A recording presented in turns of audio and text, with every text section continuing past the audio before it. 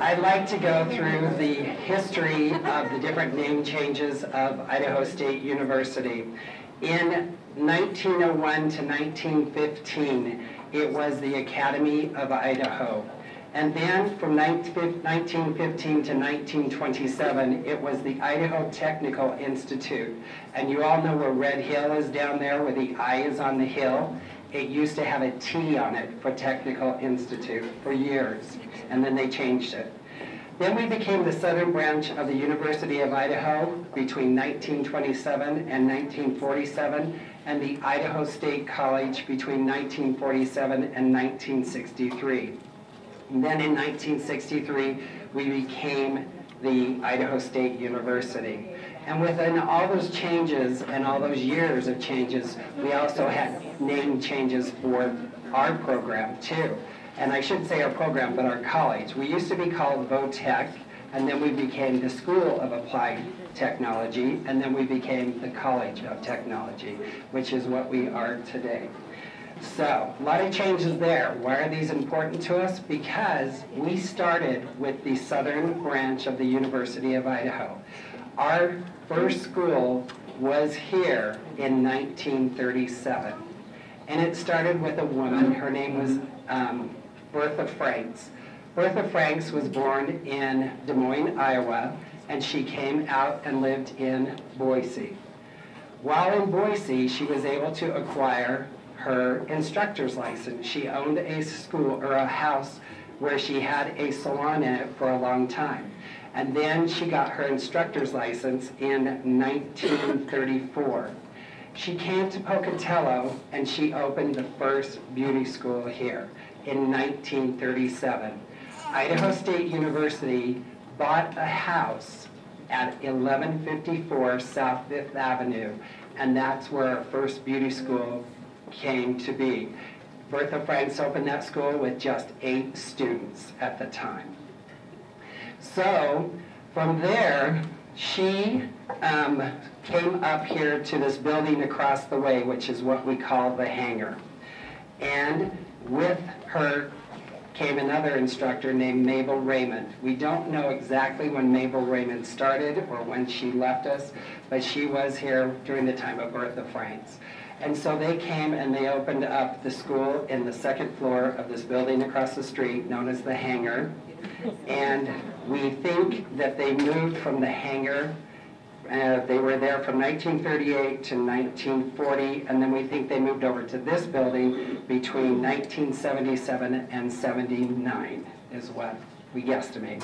So if I get dates wrong or people's names wrong, I will apologize up front. As my past instructors know, I wasn't always the brightest crayon in the box. So after Bertha Franks, we got a lovely lady to come to our school, and her name was Grace Brown. And Grace Brown was with us from 1955 to 1966. We don't know a lot about Grace, but the few people that I do talk to or have talked to that knew her really admired her, said she was a phenomenal hairstylist and a great teacher. She did move to Boise, and we lost her in the last few years.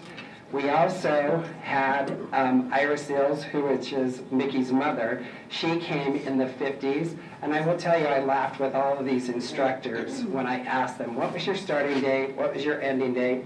A lot of them answered, yesterday. I don't remember. That's what you students do to us. You make us forget things, okay?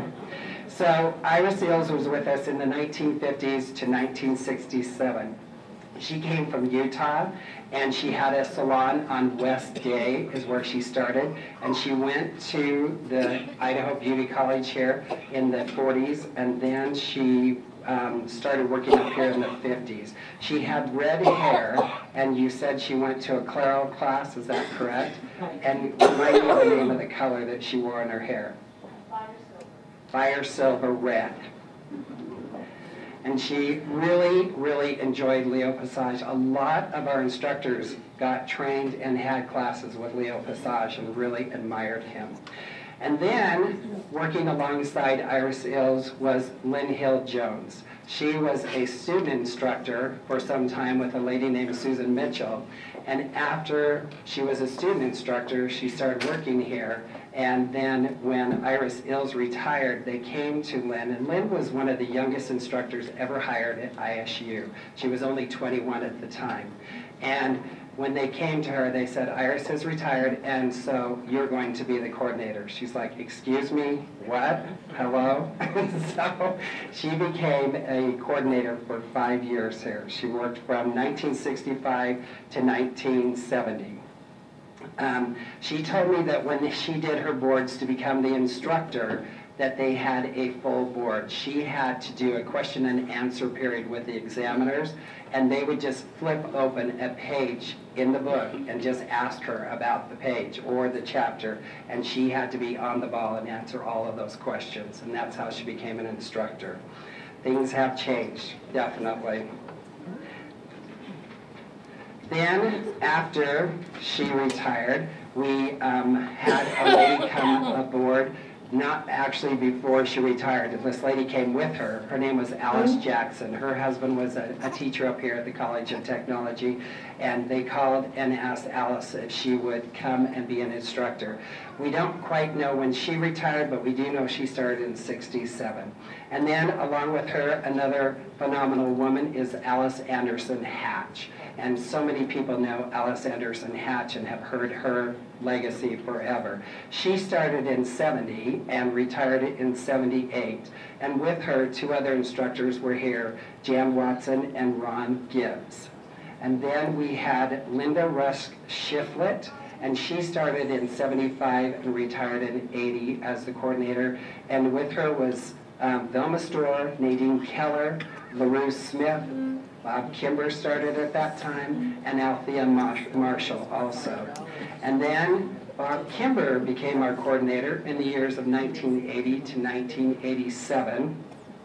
And with him worked Judy McAtee Phillips, Evelyn Mayer, Ruth Ruska, and Althea Marshall.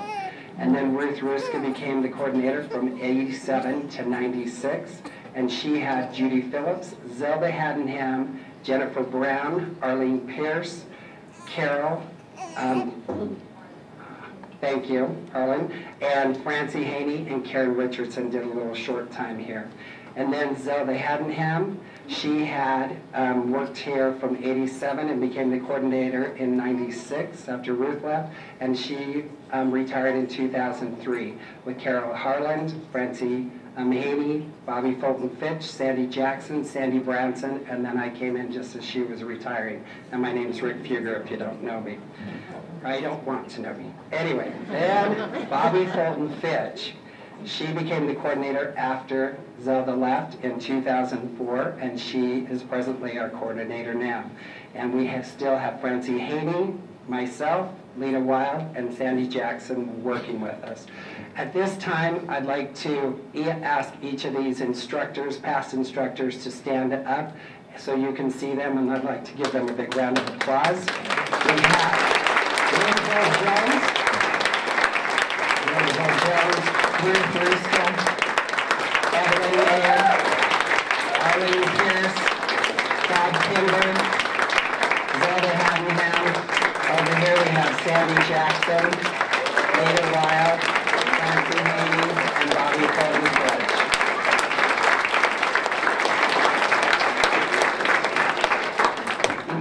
Try not to choke up here. I get emotional.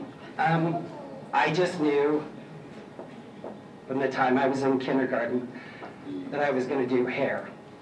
I think my sister and I got in a fist fight. I don't remember. I remember pulling her hair, twisting it, and I'm thinking, that's cool how that manipulates. You know? And I'm like, I'm going to do hair one day. I just knew it. So I truly came from a poor background, and I really never thought I had a chance to go to college because of that. And I think so many of us have that background. You just don't know if you have a chance. So anyway, took the plunge, first one to come to college. I was so excited, and I remember going into the basics classroom. There was 30 students in there. So those of you who have had 10, 14, really, really? So there was 30 of us in there, and we had a great time. I had the most dynamic instructors, and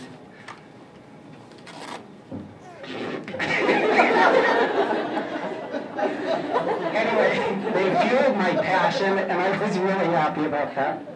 So, I've had an incredible career, and I've come full circle from going to the school and now torturing students like I was tortured. And you know what I'm talking about, Evelyn. Evelyn drugged me from here in this department, culinary arts, by my ear back to the department because I didn't do a lady's hair, and I got in trouble. I deserved it. Anyway, as I said before, history repeats itself, and I hope the history that we're repeating here is that we're carrying on the tradition that you, incredible instructors, started, and we carry forth. Thank you.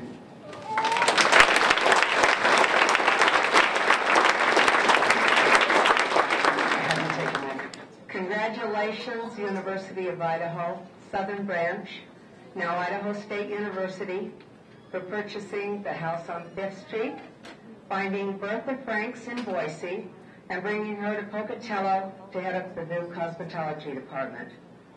I've thought of Bertha many times this last year, and what her reaction would have been if someone would have told her that in 75 years we would be celebrating her program. That this program would graduate over 2,000 students, have many talented people to follow in her footsteps with a love for the industry and a desire to share their knowledge and talents with their students. I'd like to think that she had that vision the first day she stepped into the school with those first 8 students. And her reaction would have been, well, you better get me some help in here, Ben. I am Farhanna Hibbert, and I'm the Regional Director for Senator Mike Crapo. And I have a letter from Senator Crapo that I'd like to share with you. Welcome to the 75th anniversary celebration of the Idaho State University College of Technology Cosmetology Center, and thank you for the opportunity to share a few words. Congratulations on reaching this significant milestone. The education opportunities provided at the center equip students with skills necessary for success. I commend the college administrators, students, faculty, and staff for your efforts and the hard work of your predecessors in making advancements in the field of cosmetology and preparing students for their careers. The center is an asset to the community, state, and nation.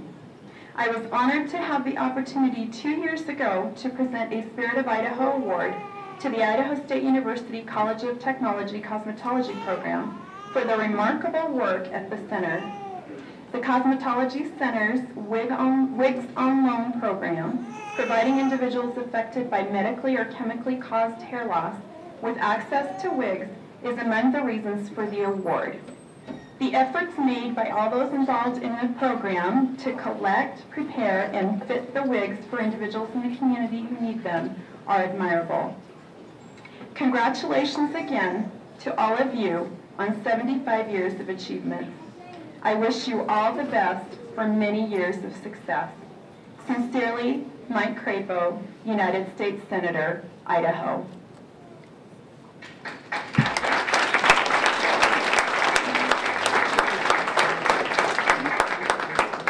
Bobby, could I have you come up so I could present you with a copy of the letter?